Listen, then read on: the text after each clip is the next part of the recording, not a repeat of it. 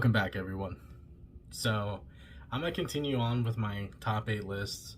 And we're going to start with WUBRG, my top 8 WUBRG cards. But I'm actually going to go in WUBRG order. So, this will be my top 8 white cards in Commander. Now, criteria: the card has to be mono white, cannot be hybrid, as well as it has to be legal in our format. I'm sorry, Balance. I wish I can have you. Anyways, enough about me being a terrible person. Let's start it off with number 8, Wrath of God. Wrath of God is a staple in most white decks. It's a staple in most control decks. It is the original board wipe. 2 and 2 white, destroy all creatures. They can't be regenerated. Super simple, super clean, very effective. Very effective. Now, I say it's a staple because I don't really think I've seen many white decks that don't run either Wrath of God or Wrath of God type effects. So Wrath of God is just kind of here as like the all board wipes make it to number 8. All right. Now number 7. Number 7 is going to be Cathars Crusade. I put Cathars Crusade here because it does something white wants to do, which is grow the team. Big thing in mono white or any kind of white token strategies is to bump your board up, make your guys bigger, go wide and buff them. So what better way to go wide and buff is to be rewarded with a permanent buff every time a creature enters the battlefield. I don't know any white-based token decks that wouldn't want to cast a spell to put a bunch of tokens on the battlefield and have them enter as, instead of just regular 1/1s, but like 5/5s, 6/6s, super good. Being able to kind of race that way. I mean, you're going wide, so you might as well just try to hit hard. And Cathars Crusade definitely helps you get there pretty early. Well, not early, but you know what I mean. Now, coming in at number 6 is going to be Stoneforge Mystic. Stoneforge Mystic is number 6 here, mostly because I think there are stronger cards in white than Stoneforge Mystic. I know people are going to fight me down below in the comments, which is fine. You guys can do that. It's cool. Equipment are really good in Commander. I don't think they're the best, but I think they're still really strong. And so having a way to tutor them up into your hand, any kind of equipment you want to fit your situation. I mean, swords. Sword of Fire and Ice, Feast and Famine, and even the new sword from Modern Horizons 2 are really strong and probably going to be staples in any equipment deck from here to the end of time. So ways to get those cards in a 100 card singleton format, always good. I'm not going to deny that.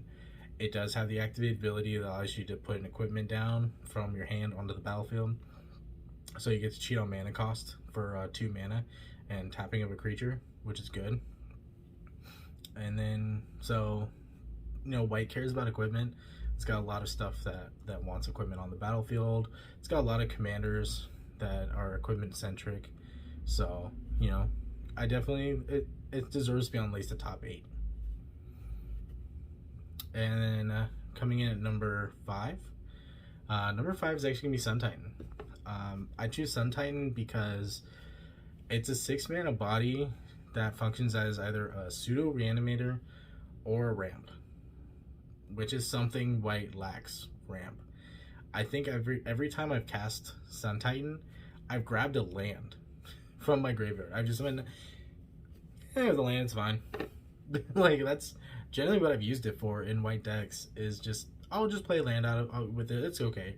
Usually it's like, a fetch land or like, a cheap Evolving Wilds or something. But, it helps, you play you play Mars Flats on turn 6, crack it to cast your Sun Titan, and then, you play your Sun Titan, you grab your Mars Flats back, you've ramped, kinda. It's still strong though. It's repeatable. It's a vigilance 6/6, so it's got really good stats for 6 mana. Don't get me wrong, cards now though are a lot stronger, but I still think it deserves to at least make it into this list as like a pretty good card. Now we're coming into my top 4. My number 4 is going to be Archaeomancer's Map, which has come out recently in the Strixhaven commander decks. I believe it comes out in the Lorthold one. I don't remember the general. Sorry, I call it the Boros guy because I've been playing that long. He's the Boros guy. Lorthold, whatever it is. Anyways, so the map is a really cool artifact. It's 2 and a white. Enters the battlefield. You get to search your library for, I think, 2 planes. Card's gonna be right here. Just read it. You know, I don't know the card by heart. I'm sorry, guys. But I do know that it says that whenever a land enters the battlefield under your opponent's control, if they control more lands than you, you get to put a land from your hand onto the battlefield. That is really good. That is ramp in white. It's super solid. It facilitates itself by grabbing you a land. So in my mind, it's like they decided to staple land tax and burgeoning and gave you the search ability of the land tax. Yes, it says you have to grab 2 basic planes, but I mean, you're gonna be playing in a mono white or a non-green white deck anyways to really kind of take advantage of it. So, you know, it's still a solid card, really good all around. White needs the ramp spells, guys. They really needed this card. This card is definitely a win from the new set for me, especially in the category of like really rounding out the color pie and kind of letting other colors do what other colors do in their own way. And this is definitely a white card with the, you know, restricting of, hey, they've got more lands than me. Let me put a land down now because we need to be fair. It's a white thing to do. It's a very white card. Very white card. Anyways, coming in at number 3 is Blind Obedience.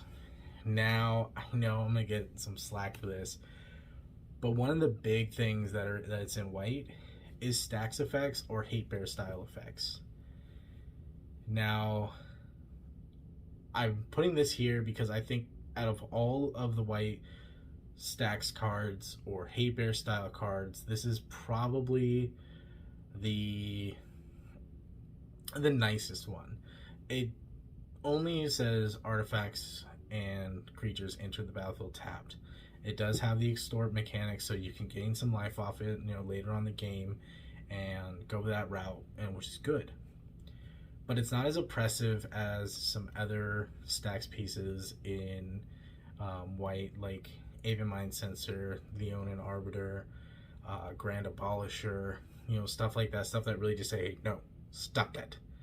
This one is more of like, slow down. We're all gonna play at my pace here. We're slowing it down. Just ease the brakes, okay? Okay. So yeah, that's why I definitely have, you know, Blind Obedience here as number 3.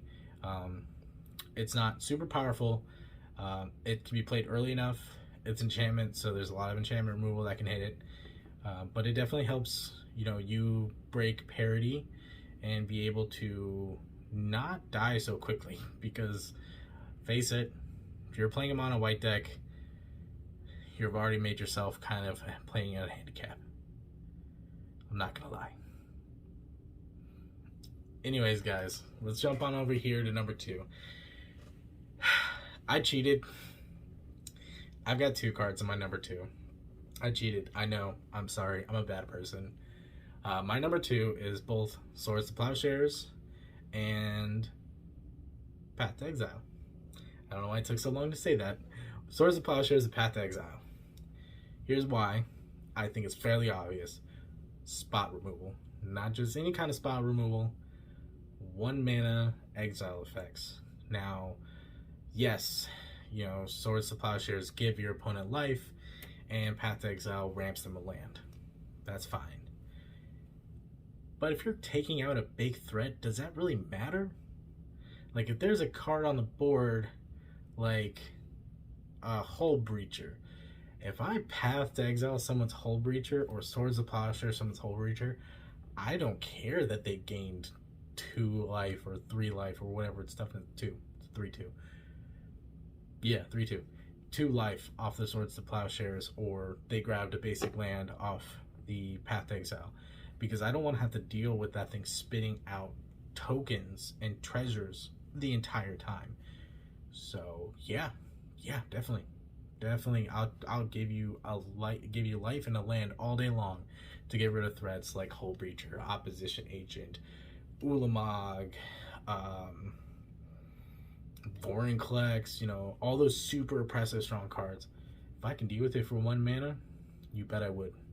Which is why they made it here. I had to put them together because they both functionally are the same card. Swords of Plowshares printed originally, Path to Exile printed more recently. Swords of Plowshares has been printing a lot more precons, so it's a lot more accessible. So if you're not running in your white deck, why? Anyways, so before I get on to my number 1 pick, we're going to be going into the honorable mention. My honorable mention is going to be Anointed Procession. Now, token strategies in white are really powerful, but most token doublers are in green. Let's be honest. Doubling Season, Parallel Lives. There's the other one that came out with the Commander products, and I forgot its name, and I'm sorry, and I'll put it up on the screen. But anyways, you have those, you know, all those doublers for your tokens. Super powerful. Green Blue just got another token doubler, and the Twins from the Strixhaven precons. So Anointed Procession is just basically the white version of Parallel Lives. Anytime a token enters the battlefield, you create 2. You basically create 2 whenever you make any tokens, or you double it. So doubling tokens, super good, always will be powerful. Just didn't think it was like 2 tier to put it on my list. Personally, I don't play it that often. My token deck is Simic. Anyways, guys, let's get on here to number 1. Now, anyone who knows me is not gonna be surprised by my number 1 pick, Smothering Tithe. I know it's expensive now. I was lucky and picked up one of the Brawl precons that had the card in there, and when it was still at $20, I know it's expensive now, but it's just too good not to. It is the best ramp in white. It really is. It's the best ramp in the color. Yeah, you know, hearing across the table, do you pay 2 for them drawing your card? Oh, on your draw step, are you going to pay 2? Yes, that's annoying. I get it.